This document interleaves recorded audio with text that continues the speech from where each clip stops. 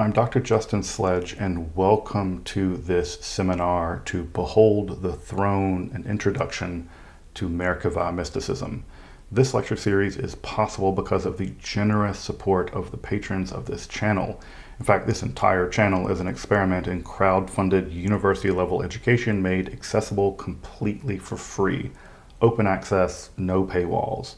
Access to reliable scholarly education on any topic shouldn't plunge anybody into thousands of dollars of debt, and I'm committed to making topics that I have expertise in and the history of Western esotericism as accessible to the public as possible. That said, if you benefit from the channel or from this course, I'd ask you to please consider supporting the channel for the production of free courses like this via a yearly contribution to my Patreon for as little as like $54 a year. It's basically a cup of coffee a month. But I genuinely appreciate your consideration for supporting this channel and making this kind of educational content possible.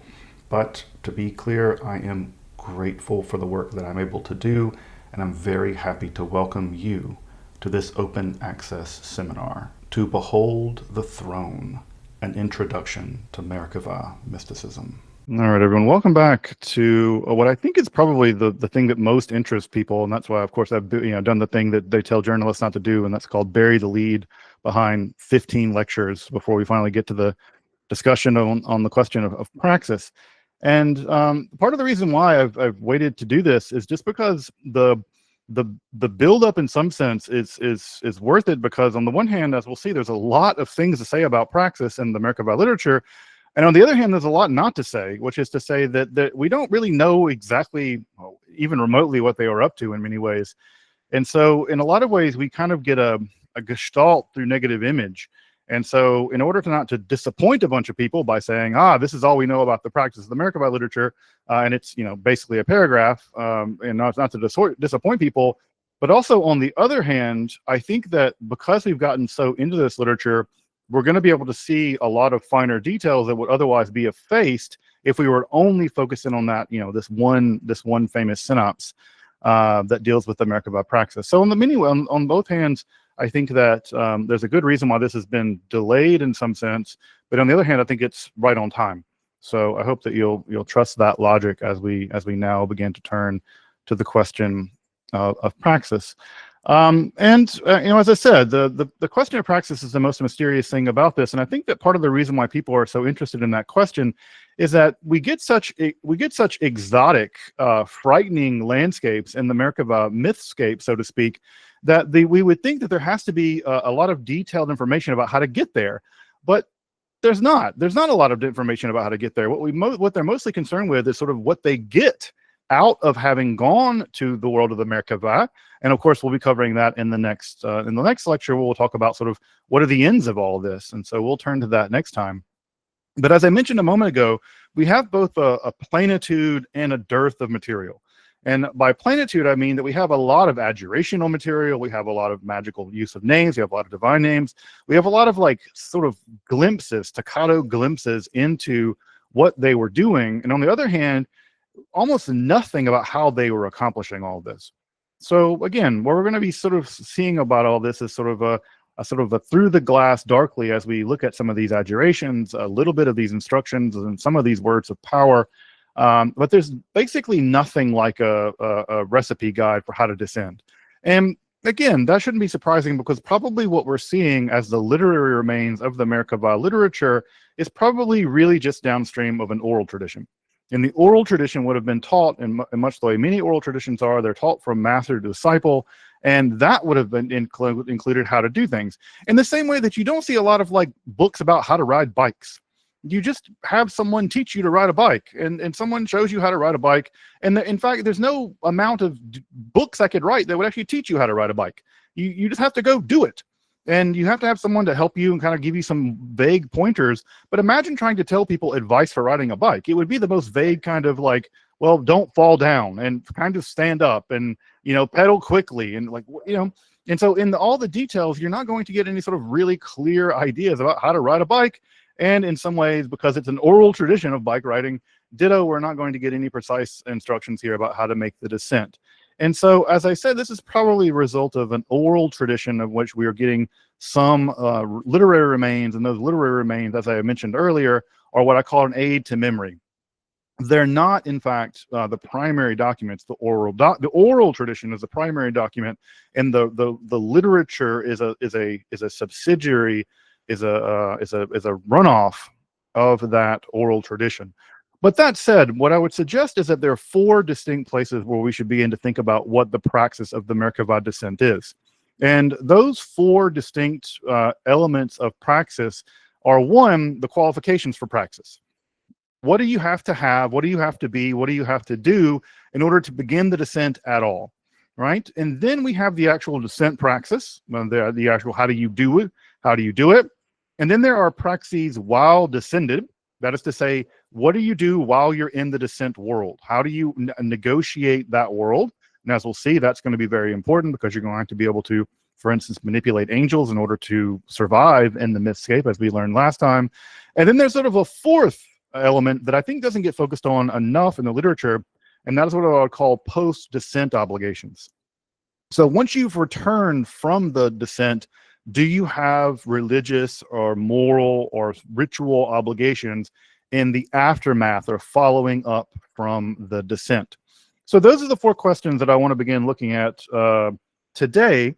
And that is, like I said, the qualification for the descent, the descent praxis itself, praxes while in the state of the descent, and then post-descent obligations of various kinds. So the first element of qualifications, we do get a good bit of information about sort of what makes you qualified to engage in the descent praxis. And what's interesting about this is we have another paradox. Surprise, surprise, mystical literature abounds in paradoxes. And what I call this is a qualification paradox.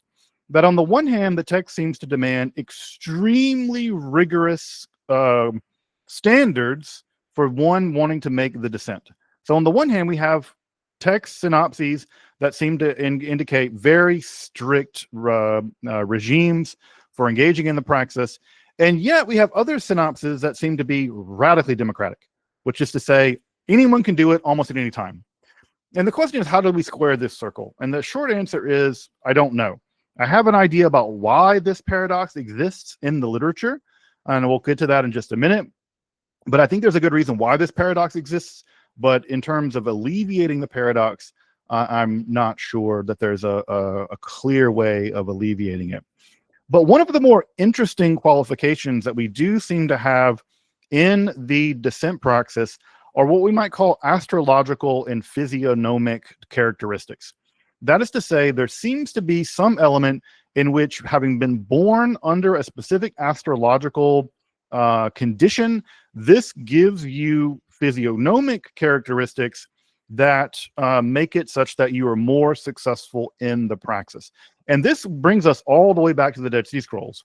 As you may know, in some of the Dead Sea Scroll texts, like Cryptic 4Q186, there is a case where we have, and these are texts written in a kind of cryptic alphabet that is otherwise quite mysterious to us, but it's basically a substitution cipher. We can read most of it. But in 4Q816, we have physiognomies that are born out of astrological conditions, which is to say, if you're born under a certain constellation or a certain mazal, mazal tov, right? Mazal means constellation. If you're born under a certain constellation, you get certain kinds of physiological characteristics. And those physiological characteristics, as you might imagine, empower you to do various kinds of things in the world. You can imagine if you're born under a certain sign and you have the ability to run really fast, then you might be a good athlete or something like that. At any rate, what we get in a couple of these physiognomies, these are medieval Hebrew texts of physiognomy that are downstream in some ways, perhaps, of these Qumran physiognomies, of which in the ancient world there were a lot of these. This is not unique to Judaism. There are a lot of these astrological physiognomies. But what we have are very specific texts that talk about discernment of appearance. And if you have a certain kind of appearance, and as we'll see, there's a cart and horse problem here, but as we'll see, there are certain texts that refer to various descenders as having certain discernment of appearance. And those appearances seem to either allow them to make the descent better, or by having made the descent, they gain those physical characteristics. The texts aren't in agreement about exactly how this is supposed to work. But in some of the text, it'll say things like that you'll get a certain kind of qualification of your face. You'll have a sallow face and a fine stature, probably meaning that you're tall.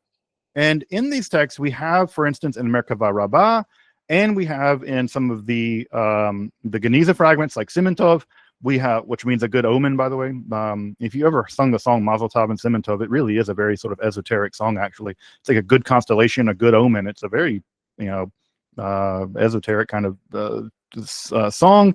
But at any rate, in the physiognomy literature and in the Merkavah literature, the physiognomies of certain people are actually echoed in the Merkavah literature. And as I said, we don't seem to know whether, and again, it's things like traces of the hands, like chiromancy, lines in the forehead, and other kinds of characteristics like the sallow face and the fine stature. We find that exact language in the physiognomy literature, and we find that in the Merkavah literature. Now, again, the question is, it's a cart before the horse question. Does having made the descent give you the physiognomy, or does having the physiognomy, because of having been born under a specific astrological sign, does that enable you to better make the descent? And the shorter answer is we don't know. But there's clearly some relationship between astrological physiognomous literature to the Merkavah literature. But exactly how those two things relate is not clear. We're going to see the same thing in a couple of lectures about the magical material. For instance, texts like the Charba de Moshe, the Sword of Moses, and the Sefer Harazim, the Book of Secrets, are also going to share some overlap. These are late classical or early medieval Jewish magical texts. They share overlap with the Merkavah literature as well. So the question is exactly how they share this overlap isn't clear, but we'll come back to them in a bit. But at any rate, there seems to be some physiognomic characteristics either influencing the ascender, descender, or you gaining these traits as the result of having made the descent.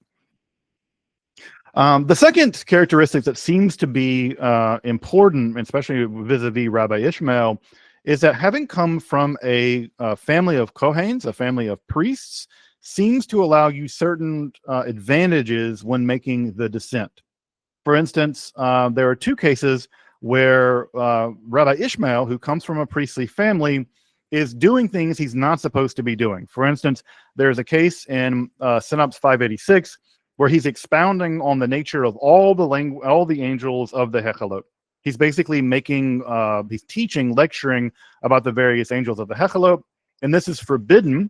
And the idea is that if he were to be doing this and he were not of a priestly background, those angels would otherwise have done something bad to him.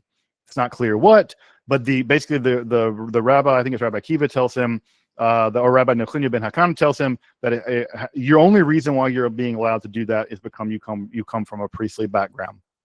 And he also tells Rabbi Ishmael that you are able to make the descent easier, but just so you know, you should also learn these specific 5 Merkavah hymns in order to facilitate making the descent.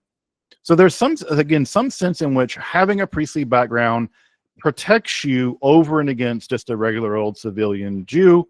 And Rabbi Ishmael, on several occasions, seems to be breaking the rules. And because he's comes from this priestly background, the rule breaking doesn't result in him being annihilated in the same way that anyone else, regular old Joe, would be annihilated. So again, coming from a priestly background would do this. But I think the idea is that while he does come from a priestly background, Rabbi Ishmael, that even coming from a priestly background doesn't guarantee your safety. And there's 2 reasons for that. One, just coming from a priestly background doesn't make you super special. And secondly, the priesthood, the legitimacy of the lineages of the priests is now up for grabs. And even if your family does consider itself to having come from a priestly family, you can't be assured of that. And insofar as you cannot be sure of that, you want to make sure you hedge your bets by learning the hymns as well. And so by learning the Merkavah hymns, you're able to, what do they say? Trust Allah, but tie your camel. Trust being a priest, but also learn your hymns. Otherwise, the angels, I mean, the stakes are pretty high, folks. I mean, we read it last week. You muck this up and they throw you on 50,000 iron axes or whatever horrible thing that they do to you. There is another place where not only is he protected because of his priestly background, but there's a place at the seventh Hechal where he actually asks Metatron to assist him with basically bypassing the quite dangerous angel Catspiel, and Metatron does so, and the other angels protest this. They don't like the fact that he's basically able to just like pass go and collect $200 just because he has his priestly background. But in fact, Metatron does allow him to do that, and so he gets something like VIP treatment, and he gets to bypass what is otherwise a quite dangerous moment. Maybe the most dangerous moment is the encounter with Catspiel, where you have to present not just a normal passcode in order to do the work, but you have to present the Great Seal and Fearful Crown, which we'll talk about in a moment. But he gets a kind of VIP treatment being Rabbi Ishmael. Another thing that the text also talks about, and it's not clear whether or not this is a question of genealogy or not, is that there are moments where the text distinguishes between those of the beloved seed and those who have descended from those who kissed the calf. And obviously the ones who descend from those that kissed the calf is a reference to the people that committed idolatry in the whole episode of the golden calf. Now, the truth of the matter is, if you read the Hebrew Bible, basically everyone engaged in the worship of the golden calf. So that should be basically everybody. Now, there is a legend, if you know this, in rabbinical literature from about associated with the Rosh Chodesh, is that there were either many women or all women refused to worship the golden calf. They went on the other side of the mountain, and there's a tradition to this day that is the reason why women have special dispensation during Rosh Chodesh on the arrival of the new moon. And because of them not doing the idolatry of the golden calf, they have a special dispensation on Rosh Chodesh. So at any rate, there's a sense in which you could be one of the descendants of those that kiss the calf.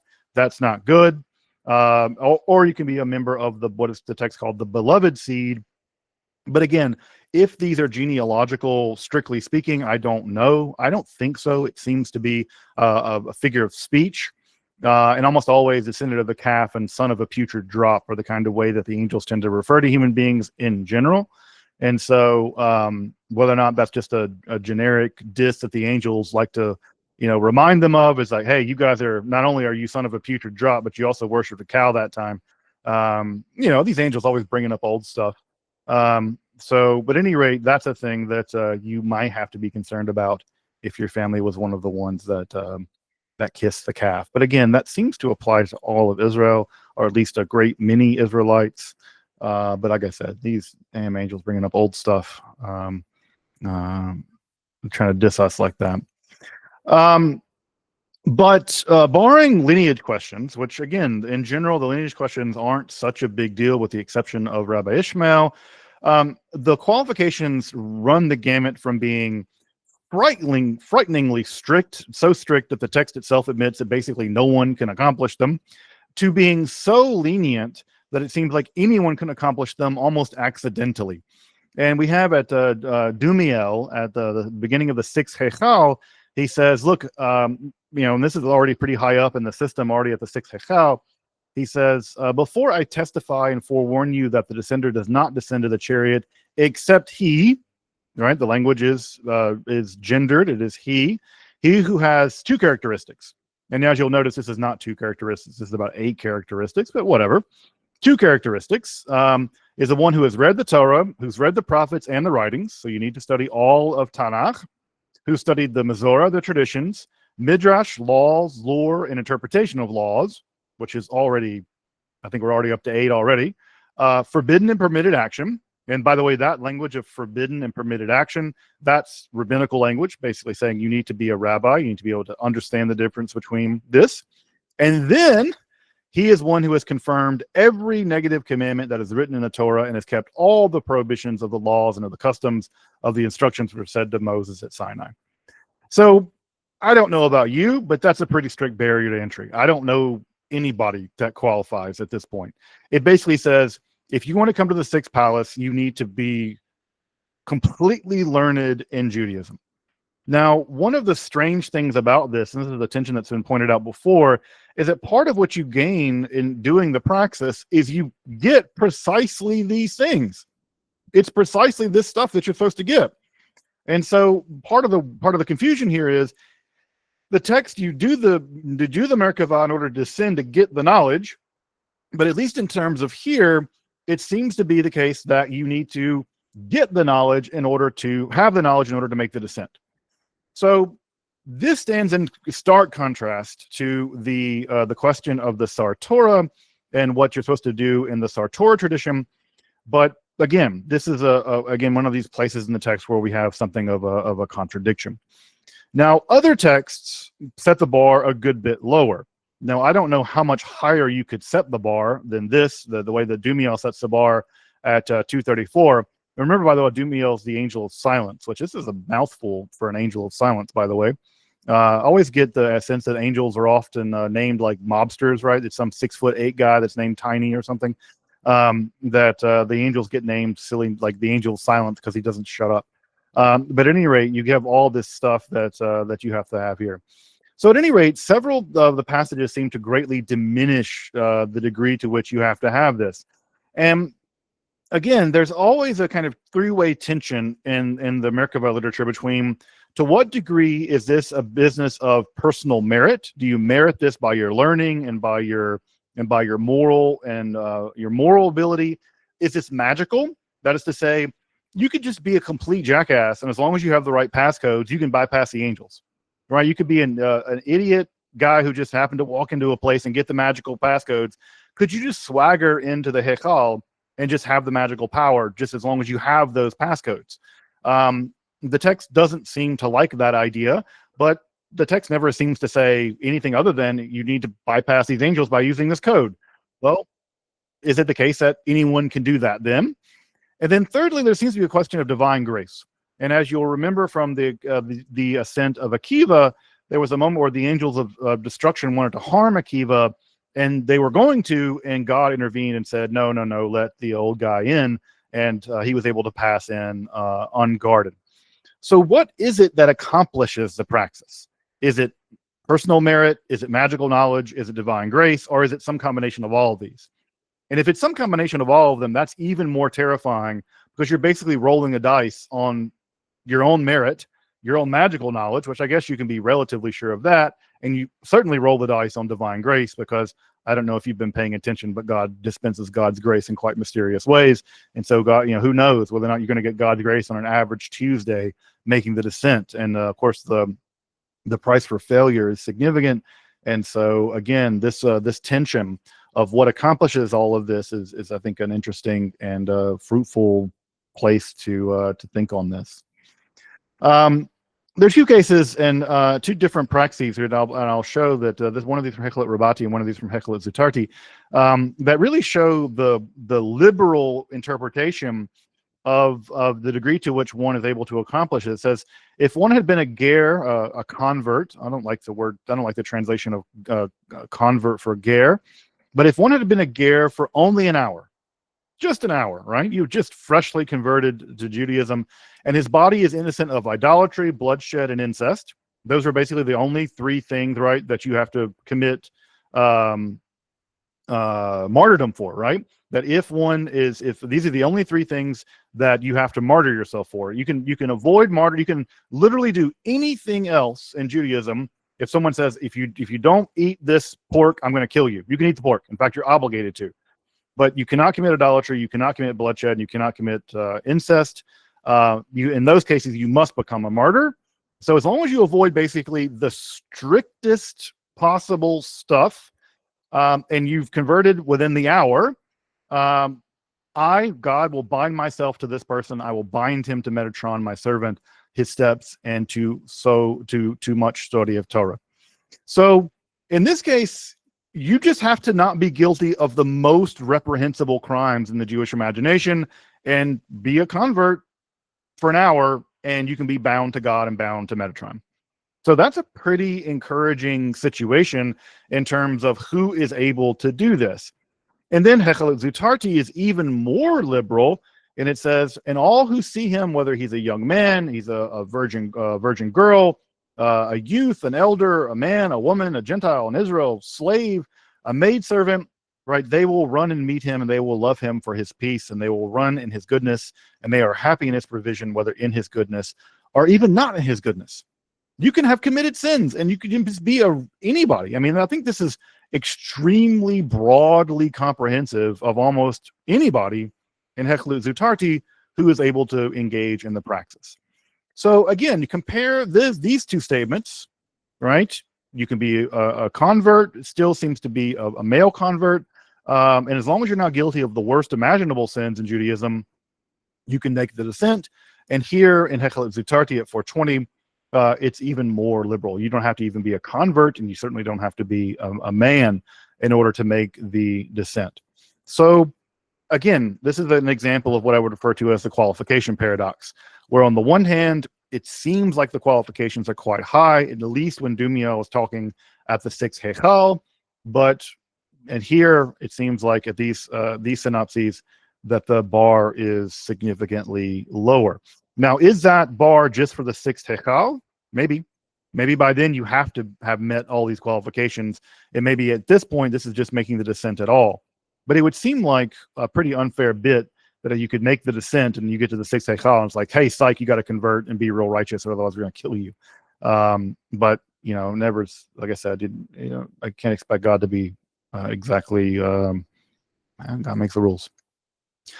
At 305, at Synop 305, we also learn, at least specifically of the Sartora praxis, that it can be performed by any Israelite. So again, it's open to anybody. I imagine they suspected it would be a male person, but the text doesn't specify. And in fact, the text even says that the way that you prove the truth of the Sartora literature is by having people who are otherwise unlettered, illiterate people, shepherds, the unpious Amha'aretz, the Amcha, who are infamous in the rabbinical literature for their not being scrupulous in the practice of the law, not just being illiterate or unlearned, but even being lax about their observance of Torah law, that these people are in fact proof that it works, because they can do it and it still works. And not only can they do it in Babylon, and it works in Babylon. So stupid, impious people in an impure land can accomplish the Sartora. So that again shows you that the bar here, again, bar is relatively low. That illiterate people, shepherds, and unpious people, even in a foreign land, can accomplish this. And as Rabbi Ishmael says, he's quoting here an angel. This is one of these angels that we don't know how to pronounce their name exactly. One of the angels of the present says, "Son of majestic ones, do not declare yourself more majestic than all your chaverim, all your associates, and do not say, indeed, I have more merit than anyone, because it is not from your vigor and from your might, but from the vigor of the might of your Father who is in heaven, who is able to accomplish the descent." So here we have another place where it seems again that what's going on here is it's not your vigor and your might. You don't have bragging rights, right? This is what the angel of the prince of the presence is telling via Rabbi Ishmael, is you don't have bragging rights. Just because you've made the descent isn't completely up to you. It's up to God. God allowed it because of the vigor of the might, the gevura of the Father who's in heaven. And so here we have again a place where it just seems like, and again, this is meant to keep them humble.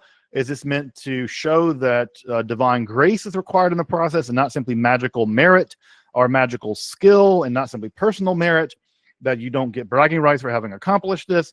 This is again a place in the synopsis, in the Merkavah literature, where we just get the question of qualification, I think, just remains unsettled. The text seems to have internal difficulties with settling the question of the qualification question. And this kind of paradox we see in a lot of magical and mystical literature.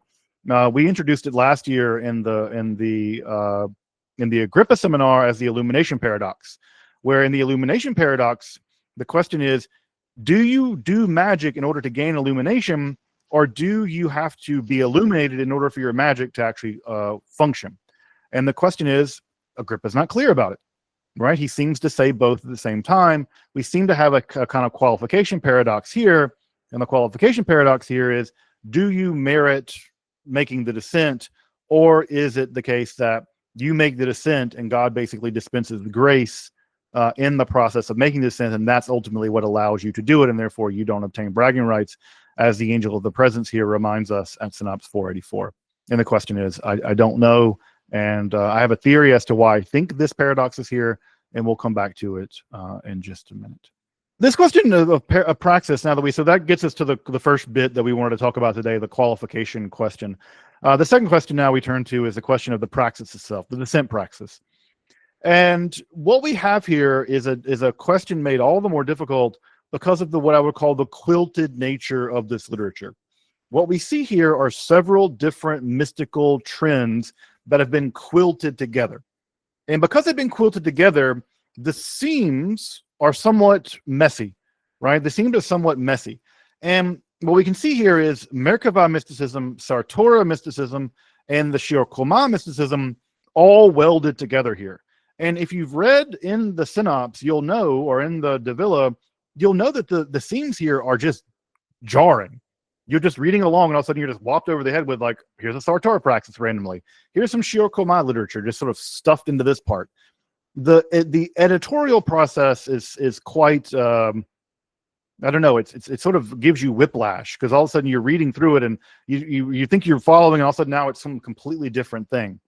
What I think is going on here is that I think that what we're seeing is primarily the Sartora praxis being the core of the mystical praxis of the Merkavah, and then accreting around that Sartora praxis becomes the practice of the Merkavah mysticism more generally, right? The core praxis is the Sartora praxis, around which, like an onion, grows or accretes other mystical praxis. So I think that's what we're seeing. Again, that's an argument I'll have to defend, but we'll get into it as we go through the praxis here. I also want to point out what's missing. Now, I know that everybody, for whatever reason, as soon as we get to something mystical and weird, everybody wants to say drugs. They were doing drugs, right? This is what I refer to as DMT reductivism, that anytime anyone says anything strange, it was drugs. And the truth of the matter is, we have no evidence in this literature of the use of psychedelic drugs. In fact, there's not even allowed in many of the praxes to use wine. Almost universally, this practice involves a fast, basically a bread and water fast extending for between 8 and 40 days. That is the core of the praxis, is a fast. So what we do not see, right, is the use of much in the way of any substances, including food, right? You're not even allowed to eat vegetables, right? Vegetables are not even allowed in this praxis. So you're eating, I mean, I can only imagine how these poor descendants must have been so badly constipated by the end of all of it. They're eating just bread and water, and you have to make the bread yourself. So what we do not see are, for instance, even wine being allowed. We don't see musical instruments being allowed. Right? We see all these hymns, we see all these chants, and yet there's no evidence of the presence of musical instruments of any kind. There doesn't seem to be the presence of any special costumes or anything. And again, I'm referencing here Devilla's idea that the Hekhalot literature is a kind of Jewish shamanism. And if you've ever seen shamans, often it's the case, right? In many cases, not all, right? But in many cases, there are psychotropic substances involved. There is music involved. Typically, drums are quite ubiquitous, and special costumes are often used for making the ascent, descent into the spirit realm. The descenders are wearing, that is unusual, so to speak, are prayer garments, talis and tefillin. It seems like those are but those are just par for the course of average Jewish male life. So those aren't unusual in any way. So I just want to point out here what's conspicuously missing in this literature. And that is even wine, which is just par for the course in average Jewish life. Even that seems to be limited to a significant degree, with one exception of the praxis that we'll see later on. But no drums, no musical instruments, no special costumes. But at the core, the praxis seems to be a few things. One, isolation, right? That's one of the core things, is isolation. You need to be able to sequester yourself. And that isolation, by the way, comes at some degree with a price tag. And so again, we have to ask ourselves, who's able to isolate themselves? Who is able to take time off work and go sit in an upper room for 40 days by themselves? And the answer to that is people of means. Isolation is typically born out of means. Purification. Purification is also very important in the praxis. It typically takes the form of ritual immersion in a mikveh. And in fact, some of these ritual immersions can require up to 24 immersions a day. 24, that's immersion an hour. So you are going to the mikveh constantly, which means you would need a mikveh in your house, I think. You would need a mikveh basically in your house. So you're living near a mikveh. Now, that could be a natural running body of running water, right? You could be a spring or a river or something, but you're going to need to be near a mikveh. And, I think the only kind of people that I know of that have mikvahs in their house are typically like sofars, scribes, but you're going to need access to a mikveh because you're going to be using it sometimes up to 24 times a day. By the way, that means you're getting up in the middle of the night on the hour or something to immerse. I mean, I can only imagine between the fasting and the sleep deprivation, yeah, you're going to experience some extreme stuff. Asceticism. You're restricting your diet. Your diet will consist of water and bread. And bread you make yourself. Why does the bread have to be made by yourself? Because the bread cannot be made by a woman, because the woman may be in the state of nidah, in the state of ritual impurity because of menstruation, and the rabbis have, or the descenders have an idea that she can transfer some of her impurity, some of her the impurity of nidah to the bread, and therefore the bread has to be made by yourself. Now, to be clear, that's a stricture not to be found anywhere else in rabbinical Judaism. Now, there are rules about nidah. For instance, if my wife was in nidah, she couldn't pass me a plate or something, right? She had to put it on the table, and I could take food from it. But there's no case where the rabbis argue that the so-called ritual impurity of nidah can be transferred to food. But here, the descenders believe that it can be, and therefore the male has to make their own bread. So you're going to be, again, we can think back to COVID days where everybody's making their own bread. The COVID days have been good days to do the descent. Isolation and make your own bread. We were almost in descent days in COVID times. Sensory deprivation. All right, another thing that you have to do. You're not allowed to look at people. You're not allowed to look at women, especially because they may be menstruating. You're not even allowed in one text to even look at a baby. Even babies. You can't look at babies. All right. It says not even a 1-year-old child. So you need to be so isolated that you can't even see people. So you're not allowed to see people. Further, you're going to have to engage in the standard Jewish life of prayer, which means 3 prayers a day. Now, this is complicated because technically those 3 prayers can mostly only fully be said if you have a minyan. And so 10 people, 10 males. So the question is, how are you interacting with people in order to accomplish the 10 daily prayer cycle? I'm not sure how to square that circle, but you can do an abbreviated version of the prayer cycle where you can't do certain kinds of things without a minyan, but maybe you're sequestered alongside other people who are sequestered, and you meet together to pray together in order to accomplish this task. Additionally, there are other prayers that have to be said. In fact, in one of the Merkavah texts, as we'll see, it says that you have to add so many prayers to the prayer cycle that it is forbidden to be silent during the period of the fast. You are literally praying every hour you're awake. It says it is forbidden to be silent. And so you're interjecting prayers and incantations and adjurations and angel names for the duration of your waking time. So it's not just that you add additional prayers, it's that these prayers are going on constantly. Further, there's incantations. There's specific incantations and adjurations that you have to do that are specialized for the various instances of the descent.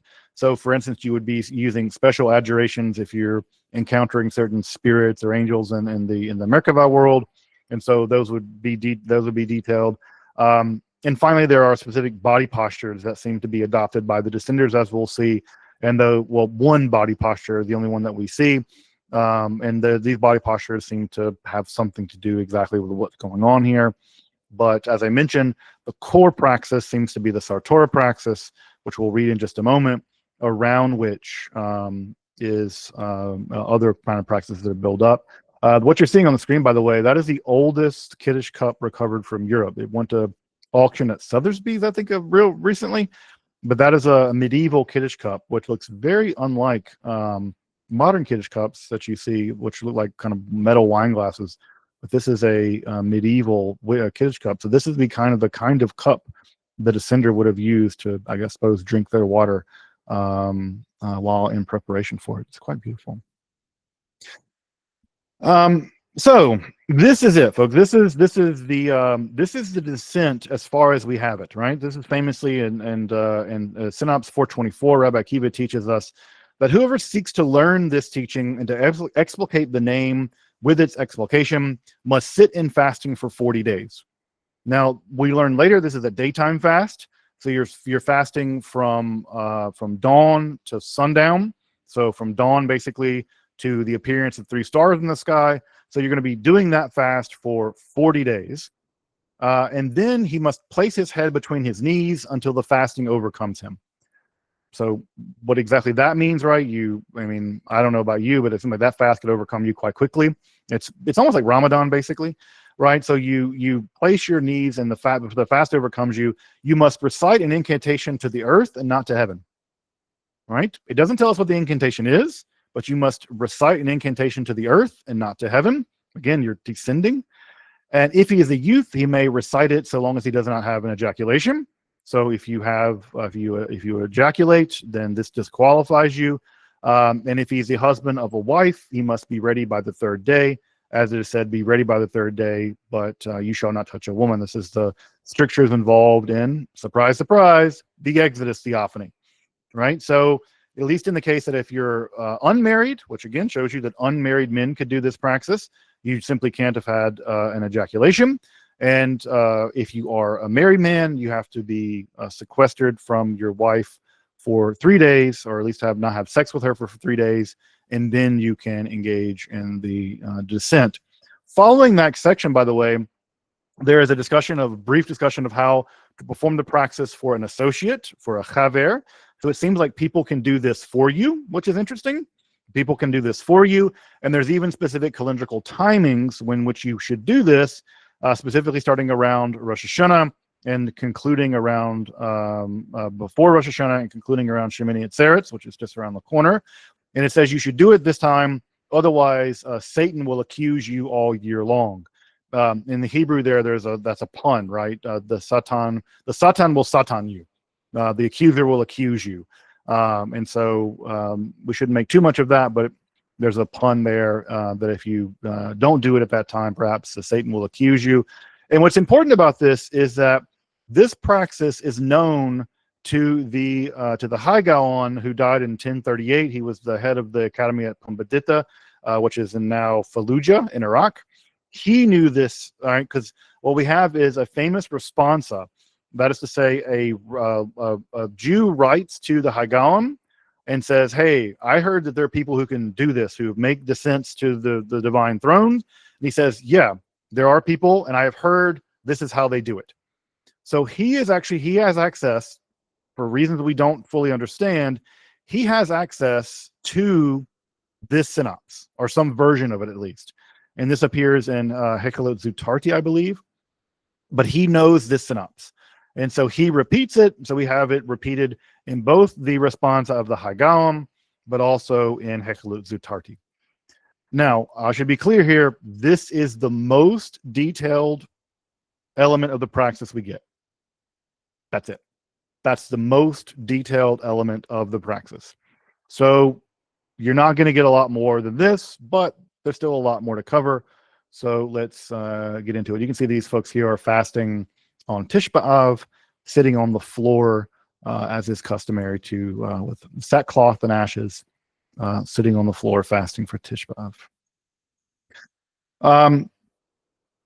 So we learn a little bit more about this praxis as it is taken up into, or rather as expressed as part of the Sartorah praxis.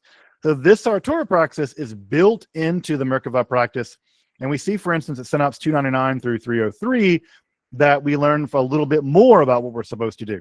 So, for instance, we know we have to have clean garments. You need to be wearing clean clothes. Ritual immersions are required. You need to be isolated for 12 days now in an upper chamber of a house. Now, remember that language of being isolated in an upper chamber.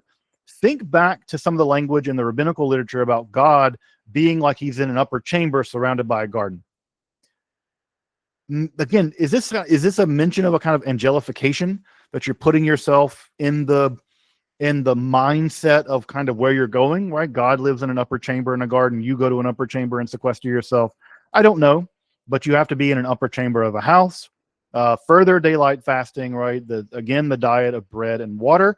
And I should be, again, clear here. You're not allowed to eat vegetables.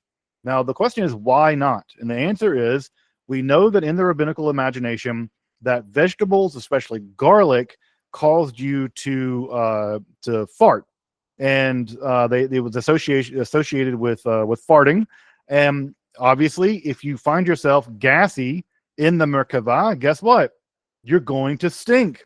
And remember, that's part of the reason why the angels don't like us, is that we smell bad. And so you avoid being gassy and farting by not eating vegetables. So even vegetables are off the diet here. You are on a bread and water. This is like being in the Bastille or something. You're on a bread and water diet. Bread you have to make yourself. Again, in order to involve flatulence. Further, right, you have the 3 daily prayers that are typical of Judaism, right? Shacharit, Mincha, and Mariv. And then you have 3 what are called the recitation of what the text calls the Sartorah Midrash. So there is a specific Midrash of the Sartorah that you have to repeat. And as I mentioned a moment ago, you're constantly reciting various angelic names, and you are told in that text that you must not remain silent. So you are, again, I think it was the Apostle Paul says, pray without ceasing. Well, in many ways, the Merkavah Mysticism says also, pray without ceasing. And so we have something similar in this tradition. And by the way, we can remember that something like this tradition does survive in the Eastern Orthodox world, where you have monks who are all the time chanting Kyrie eleison. It is a practice just to be always saying Kyrie eleison, right? To God have mercy. And so this idea of prayer without ceasing, I know that sounds incredibly difficult, but there are people doing it right now. And so could it be the case that, again, this prayer without ceasing, is that a thing that can be done? Yes, it can be done. There are people doing it. And so I think that it is eminently possible, and the Sartorah literature says that one must do it. And it could be the case that even the idea of saying Kyrie eleison constantly, maybe that's downstream of a shared historical praxis. I don't know. I wouldn't go to bat for that theory, but I just want to say that, again, there are lots of monks in the world who constantly will be Namu Amida Butsu, just constantly, Kyrie eleison constantly. So this idea of constantly being on the ability to recite these hymns is certainly possible. Although, again, it requires a monkish type of mentality. And I don't know about you, but ritual immersion, the clean garments, and 12 days of isolation starts to sound a lot like a monk to me. So, again, we have this in the literature. What's the point of all this? The point of all of it is that you're making yourself into an angel. You're doing all the things that make you like an angel. You're reducing how much food you eat. You're not having sex. You're not smelling badly. You're doing all the things that you can do to make yourself angelified.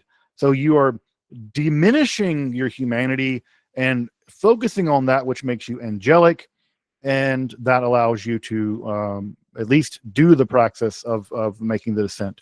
And as I mentioned, Karaganiza 19 even says that you can't look at people, even a baby, right? And again, these kinds of ideas do survive. For instance, again, I'm thinking of Eastern Christianity. There's a great newspaper article where you can read about a monk. I think it was a monk at Mount Athos who was famous because he had never seen a woman.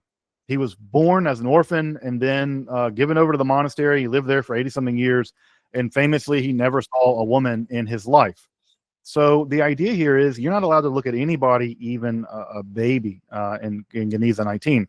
And again, I have to point out here, there is no rabbinical precedent for this stuff. This is stuff that, in fact, the rabbis probably would have looked at as dangerous. In fact, there are rabbinical strictures that say, don't do fasting more than you're supposed to be doing it. Don't do things that separate you from the community.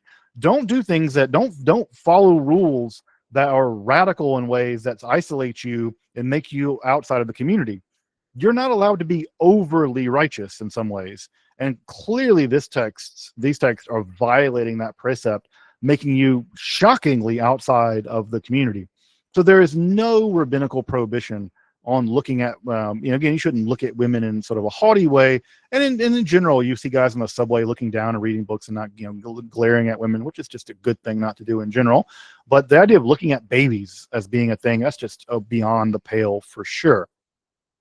A couple of other praxis elements that are worth pointing out here is that Masa Merkavah at Synapse 562, we are all told that we need to use a magic circle.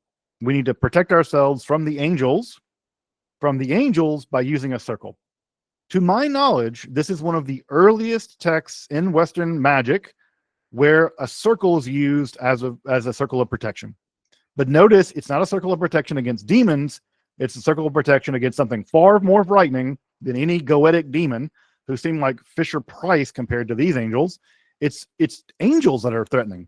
And there you see here, for I think one of the earliest cases in Western magic of the use of a magic circle specifically to protect you, again, protecting you here from angels who, like I said, make goetic demons look like Sesame Street.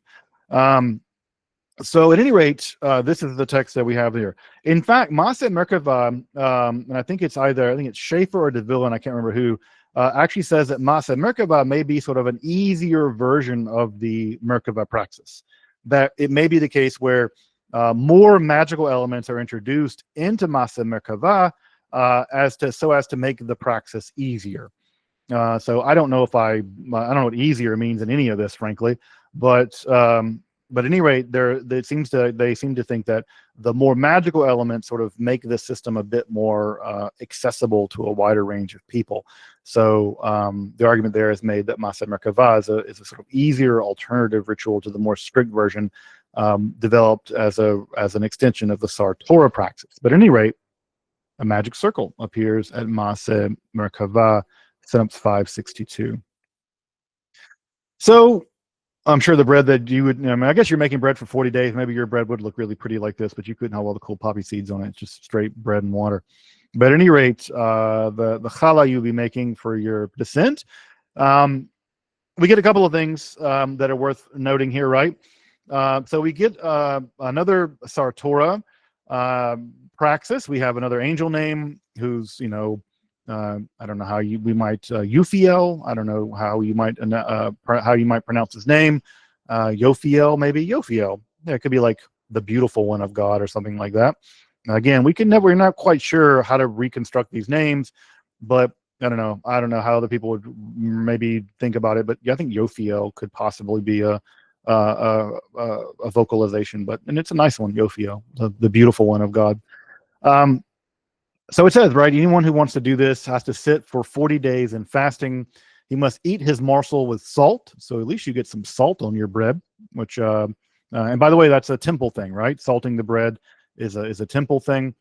He must not eat any kind of foulness. I don't know what exactly they mean by a foulness, but you can't eat any kind of foulness. You have to immerse with 24 immersions. He must not gaze at various dyed things. So again, here's another example of sort of a peculiar kind of asceticism. You're not even allowed to look at dyed things. So even seeing things dyed with color is thought of as being distracting. So I'm thinking here of, basically white linen, undyed white linen. So you're not allowed to gaze at dyed things. His eyes must be pressed down to the earth, and he must pray with all his vigor. He must set his heart on his prayers, and he must seal himself with his seals. We do get those seals, by the way. There are 7 seals detailed at Synapse 566, and he must invoke 12 words. We're not told what the 12 words are. So at any rate, probably more angelic names. So again, another praxis we get here: fasting, eating bread with salt, not eating anything foul, not looking at a dyed thing, which again is quite a particular kind of rigor. You must press your eyes down to the earth.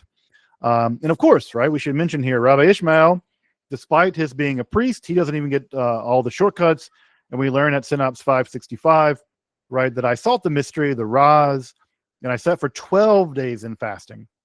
No, Rabbi Ishmael. And as soon as I saw I could not persevere in the fasting, he's a weak sauce, Rabbi Ishmael, I made use of the 42-letter name. He's trying to hack. Right? It's the game's Unicode. He's like, I can't do it. I can't fast. So what I'm going to do, I'm going to up, down, left, right, be a star. I'm going to use a code. I'm going to try to get into the system using the divine name. All right. And immediately what happens? The angel of the presence, again, we have another one of these angel of the presences, descended in a rage. And so I shrank back. I fell backwards. And he said to me, mortal son of a putrid drop, son of a maggot and a worm. Again, he's like the great drill instructor from what, Apocalypse Now or one of the movies, right? He's like a drill instructor, right? It's like, you maggot, you made use of a great name. He's trying to use one of the most important names of God to avoid fasting. The guy's just trying to like break the system, trying to hack the system. Let this be a lesson to you. Arrays of Torah I am not going to give to you until you sit for 40 days. All right. Now he got off easy. I think that the only reason why this angel didn't kill him is because he's Rabbi Ishmael. If this had been Rabbi Betzalel, this guy, I think I'd have been dead. Right. So the worst he got right is he gets chewed out by one of the angels of the presence. So no, you can't hack the system of fasting. You got to do the fast, and you can't. You're 12 days in. You're like, you know what I'm going to do? I'm going to put a code in and try to, speed run the Merkavah. You can't do it. You have to do the praxis, specifically the 40 days. Otherwise, the angel of the presence will descend in a rage, and you'll get chewed out at the very least. At the very least. And again, I don't want to get chewed out by one of these angels.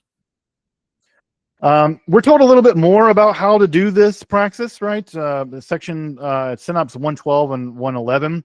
We know that part of this involves enunciating various divine and angelic names, and you have to count them on your fingers.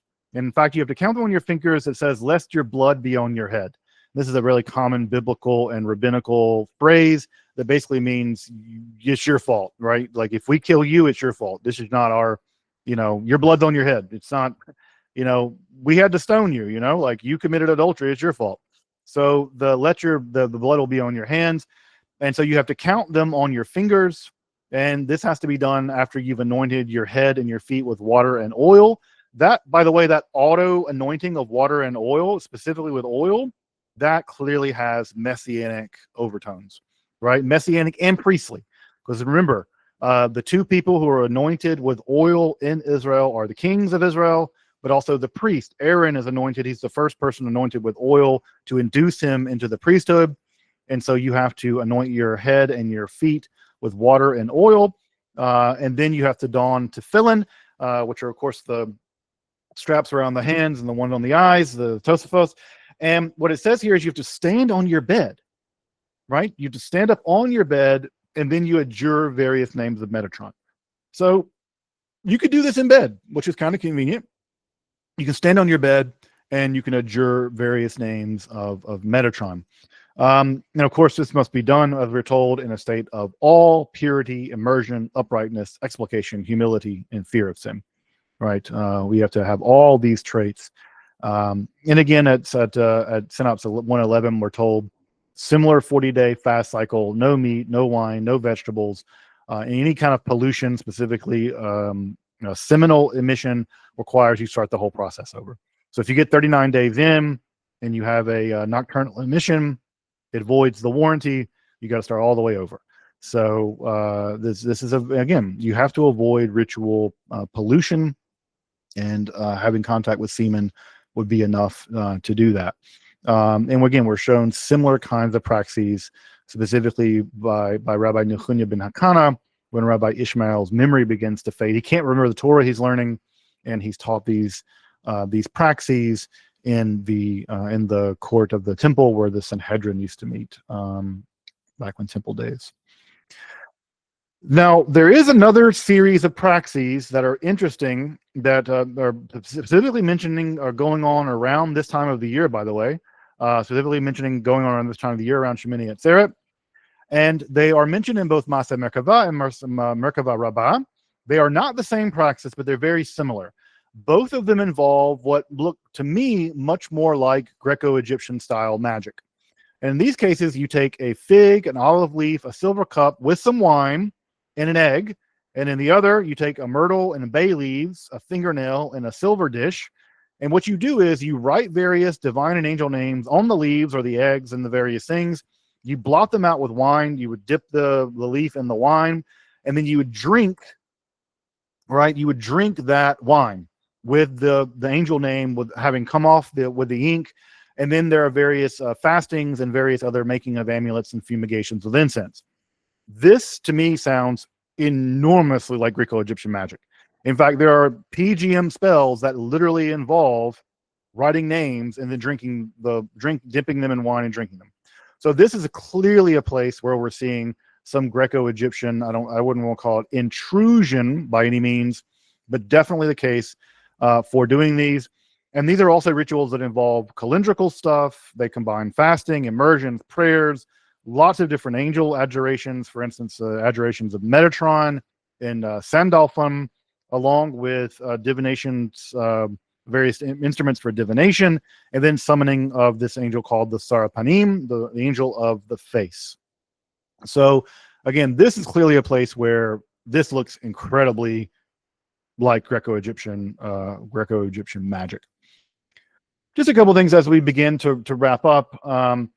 While in the Merkavah, so those are getting to the Merkavah, right? Those are all praxes that get us to the Merkavah. While in the Merkavah, almost everything is adjudicated through magical hymns, right? So there are a few things that we can mention here. One, there's hymnic and abjurational components.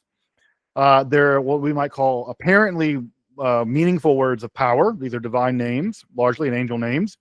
And then non-apparent meaningful words of power. And we might refer to these as nomina barbara, various angelic and divine names. So while you're in the praxis, while you're in the descent, you're mostly doing the descent in terms of either showing angels' names or enunciating the names. And this should make some sense because while you're in the descent state, you're in something like a trance. So you can't really do a lot else. Now, are you vocalizing them? Are you speaking them in your mind? Do you have to make them and physically show them? Right? I don't know the answer to this. But at any rate, the text, especially Hekhalot Rabbati, is just filled with various numinous hymns that I suspect that you would have been singing while you're engaged in the Merkavah. In fact, if Schaeffer is correct, the whole goal of Hekhalot Rabbati is literally to join in with the angels in these hymns, and therefore singing them in this state would require you to have memorized them. And as I've mentioned on a couple of occasions already, some of these hymns or element of these hymns have made it into contemporary Jewish liturgy. So again, the most famous example being El Elyon, that hymn has made its way into Jewish liturgy, and of course the introduction to the Elenu prayer at the very end of the prayer cycle has also made it in as well. Davila points out that he picks out hymn 251, Synopsis the 251 through 256 as a very typical Merkavah hymn, and I'd agree with him, right? And these hymns are psalm-like, they are repetitive, they are formulaic, and they're often biblical passages that have been stitched together into a new composition. We don't see any evidence of there being music to accompany them. I can't imagine there wasn't music to accompany them. I'm sure that there was. We don't have any sort of notational system to tell us what the music would have sounded like. Although we do have a couple of instances of music with notation that has survived from the Cairo Geniza. So we might have some indication of what the music may have sounded like from some of the music that survives from the Cairo Geniza, but we don't have any evidence in the manuscript that survived to us. And as I mentioned, Schaeffer divides between three different types of hymns. Gedula hymns, which are hymns which praise the descenders. There are Kedusha hymns, which praise the holiness of God. And then there are praise hymns that are only sang in the seventh Hechal. So there are still congratulatory Gedula hymns, Kedusha hymns, and Horiot praise hymns that are found in to be found in the praising of God. And again, theologically, the focus of these hymns is on the might, the holiness, and the magnificence of the divine. And in many of the cases, these hymns just break into ecstatic nomina barbara, right? It's not even language anymore. They're long strings of seemingly, again, incoherent to us, but nomina barbara, strings of text that may have been Greek at one point, that may have been other Hebrew or Aramaic that have been garbled. And again, I don't like to say nonsense, but we could say asemic. They don't make sense to us. They're asemic, but they do seem to have, they break into these kind of cases. And in many cases, we have hymns, for instance, at Synopsis 569, that specifically offer protection from destructive angels. And 586 is specifically mentioned as being used in making the descent to the Merkavah. So these hymns did have specific uses while in the Merkavah state. So they're not random. You're not supposed to sing them whenever you want to. There are specific hymns for specific ends, and you have to know what those hymns are. And to give you some sense of just how complicated this is, right? We'll get to this in just a second, that the adjurations are all over the place. And the adjurational material, especially in texts like Hekhalot Zutarti, in fact, Hekhalot Zutarti is just almost all adjurational material. There's some descent narratives, but it's peppered, I would say, with this stuff. And this is especially true of Hekhalot Zutarti, Masa Merkavah, Masa Merkavah Rabbah.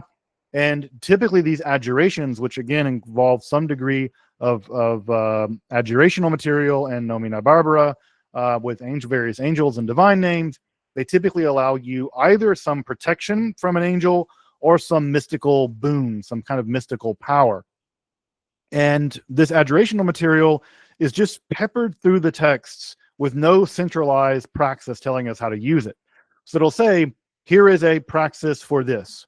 Yeah, and it'll say, and there'll just be a way of doing it, or at least a section of it, and it won't really tell us how to do it. So even the targets of these adjurations are not really clear. And we're not really told how to do a lot of this stuff. But to give you a sense of sort of what these can look like, this is a list of, and again, this is not exactly picked out of a hat, but here are just some of the adjurations that we see peppered through. And again, this is definitely not exhaustive, but this is just an example of some of the adjurations and what they do peppered through the synopsis. So we have lots of them for protection for angels, visions of the Shekhinah, angels of the planets and their invocations. They have theurgic powers, granting of wishes, the accomplishment of Torah, the binding of very particular angels like Anathiel, inducing visions of celestial bridges, memory retention, adjurations of Metatron. These are just some of them. So you're getting a sense, right, just spread through this literature, that there are just dozens and dozens and dozens of these adjurations that do all kinds of things. And these are just the ones where we actually just have it clearly mention what they do, right? And there are dozens of these. So the text is clearly operative. And this is the reason why I will double down on what Gershom Scholem said. This is not literature. This is a manual of operation. We are looking at handbooks. These handbooks are there to be used, and it's clear from the text, right, from dozens of cases, that these are not liturgical, or not liturgical in a simple sense. They're liturgical along a magical axis, or a theurgical axis, or whatever you want to say. But definitely this is the case. Just again, I can just show you this one slide and show you what 24 different adjurations where we have specific ends for those adjurations and what they do. Everything from binding the forces of nature to binding magic to inducing visions of the one above the seraphim. Of specific mention that I want to mention here today is a specific one mentioned throughout the text of Hekhalot Rabbati, but also found in Synopsis 318 to 321, but also found later, is a text referred to as the Great Seal and Fearsome Crown. This is a particular ritual device for entering the 7th Hechal. As I've mentioned before, the first 6 Hechals, with the exception of the weirdness in the 6th one where the angels randomly were killing people, the first 5 Hechalot simply require you to have the magical passcodes that allow you to enter into the Hechal, dismiss the angels, and then flip the last angel into being an escort to get you into the next Hechal.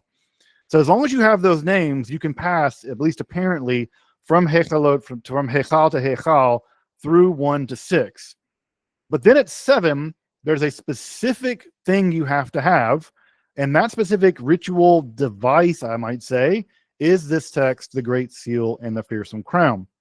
And this text is two sets of nomina barbara, although in Hekhalot Rabbati, it's just the first nomina barbara, here and here.